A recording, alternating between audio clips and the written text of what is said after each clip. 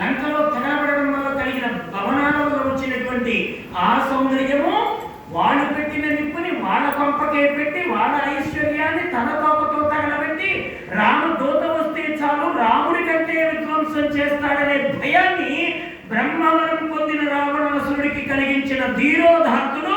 ఆంజనేయుడు నడయాడినటువంటి కాండ సుందరకాండ. ఒక్క హనుమ చాలు మన జీవితానికి, ఒక ఆంజనేయుడు చాలు మన బ్రతుక్కి.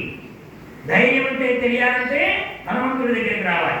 భక్తి అంటే తెలియాలంటే హనుమంతుడి దగ్గరికి రావాలి, రామనామ వైభవం తెలియాలంటే హనుమ దగ్గరికి రావాలి, రామకార్యం ఎలా చేయాలో తెలియాలంటే హనుమ దగ్గరికి రావాలి, భాగవతుల మధ్య సంభాషణ ఎలా చేయాలో తెలియాలంటే హనుమ దగ్గరికి రావాలి. సన్మానాలు ఆశించక, సత్కారాలకు లెక్క పెట్టగా, ఒంటి మీద వేసిన వస్త్రాలు నా గొప్పతనం అని అనుకోక, ఏదైనా భగవత్ కార్యం చేస్తే నాకేంటి అని చెయ్యి చాచకుండా, దొరికినటువంటి భగవత్ ప్రసాదం